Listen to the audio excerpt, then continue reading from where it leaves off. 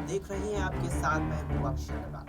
2024 के लोकसभा चुनावों से पहले 5 राज्यों में विधानसभा चुनाव थे, जिनमें से 4 राज्यों की मतगणना कल यानी बीते रविवार को हुई, जिसमें चौंका देने वाले फैसले सामने आए। जिस तरह से एग्जिट पोल निकलकर सामने आ रहे थे, उन एग्जिट पोल में राजस्थान और मध्य प्रदेश में, यहाँ तक कि छत्तीसगढ़ में भी कांग्रेस की सरकार बनती नजर आ रही थी और यहाँ तक कि तेलंगाना में तो कांग्रेस एक तरफा सरकार बनाती नजर आ रही थी। उससे लग रहा था कि कहीं ना कहीं जो 3 दिसंबर को 4 राज्यों के चुनाव परिणाम आएंगे, उसमें कांग्रेस बड़ा खेला करने वाली है और अपनी प्रबल दावेदारी 2024 के लोकसभा चुनावों में पेश करने वाली है। लेकिन 3 दिसंबर को जो चुनावी रुझान आया और फिर जब वे नतीजों में बदले, उसने हर किसी को हैरान कर दिया।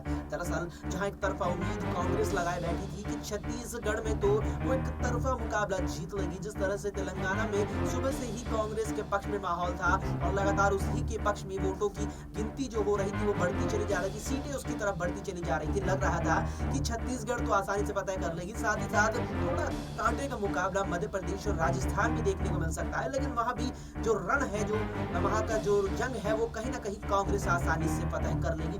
लेकिन ऐसा नहीं हुआ और बीजेपी ने कांग्रेस को जोरदार झटका देते हुए मध्य प्रदेश, छत्तीसगढ़ और यहाँ पर राजस्थान में सरकार बना ली। जहां 230 विधानसभा सीटों पर मध्य प्रदेश में मतदान हुआ, तो उन 230 में से 166 सीटों पर जीत दर्ज कर बीजेपी पूर्ण बहुमत के साथ अब सत्ता में पहुंच चुकी है। तो 199 सीटों पर राजस्थान में मतदान हुआ, वहां भी पूर्ण बहुमत के साथ अब सरकार बीजेपी बनाने वाली है। साथ ही छत्तीसगढ़ की 90 सीटों पर भी ऐसा ही हाल रहा और बीजेपी अब जल्द ही वहां मुख्यमंत्री अपना घोषित करने वाली है। लेकिन इस बीच एक चीज ऐसी रही जो कहीं ना कहीं कांग्रेस के फेवर में रही। दरअसल इन तीनों ही राज्यों में कांग्रेस को बड़ी हार तो जरूर मिली, सीटों का जो अंतर रहा वो तीनों ही राज्यों में काफी रहा। जहां मध्य प्रदेश में बीजेपी और कांग्रेस के बीच सीटों का अंतर 100 तक चला जा चुका था, तो वहीं राजस्थान में भी सीटों का अंतर करीब 50 से ज्यादा रहा और छत्तीसगढ़ में भी काफी ज्यादा देखने को मिला। लेकिन एक चीज जो सबसे ज्यादा सकारात्मक इस पूरे चुनावी माहौल में, खासतौर पर चुनावी परिणामों में कांग्रेस के साथ नजर आई, वो था वोट प्रतिशत।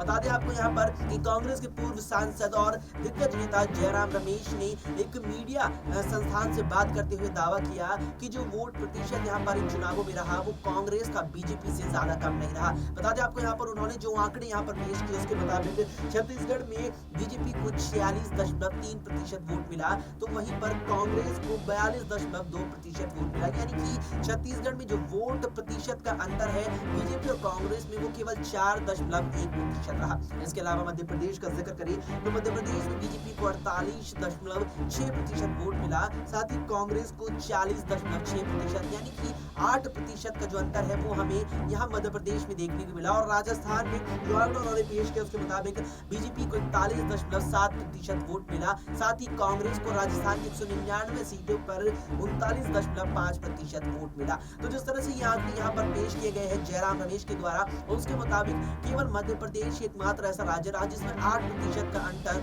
दोनों ही पार्टियों के वोट में देखने को मिला। दोनों ही पार्टियों को जितने वोट मिले उसमें 8% का अंतर हमें केवल मध्य प्रदेश में देखने को मिला। इसके अलावा राजस्थान और छत्तीसगढ़ में केवल 2 से 3% का अंतर ही दोनों दलों के वोटों में देखने को मिला, जो निश्चित तौर पर कांग्रेस के लिए पूरे इन चुनावों और खासतौर पर चुनावी परिणामों में सबसे सकारात्मक बात यहाँ पर नजर आ रही है। इस बात को इसीलिए भी कहा जा रहा है क्योंकि 2024 के लोकसभा चुनाव नजदीक आ रहे हैं और ऐसे में बीजेपी के खिलाफ इन राज्यों के विधानसभा चुनावों में कांग्रेस को हार तो जरूर मिली है, लेकिन इस हार में भी कांग्रेस का जो वोट प्रतिशत है काफी ज्यादा रहा, यानी कि काफी ज्यादा संख्या में कांग्रेस को वोट मिला है। यानी कि 2024 के लोकसभा चुनावों में जो विधानसभा के बाद अब लोकसभा सीटें इन राज्यों में आती हैं, वहां भी कांग्रेस बड़ा खेला कर सकती है। बता दें आपको कि राजस्थान में जहां 25 लोकसभा सीटें हैं, तो मध्य प्रदेश में 30 लोकसभा सीटें हैं और छत्तीसगढ़ में 11 लोकसभा सीटें, यानी कुल मिलाकर इन तीनों राज्यों में 65 लोकसभा सीटें आती है। और जिस प्रकार से वोट प्रतिशत कांग्रेस का रहा है इन विधानसभा चुनावों में, अगर कुछ वैसा ही 24 के लोकसभा चुनावों में भी रहता है तो ये कहना गलत नहीं होगा कि आधी सीटों तक भी कांग्रेस पहुंच सकती सकती है इन तीनों राज्यों में। बहरहाल अब देखना है कि 2024 के चुनाव नजदीक आ रहे हैं और इन चुनावों में क्या कुछ खेला यहाँ पर कांग्रेस कर सकती है। क्या जो हार उसे इन विधानसभा चुनावों में मिली है, क्या वो इससे पार पा सकती है, और क्या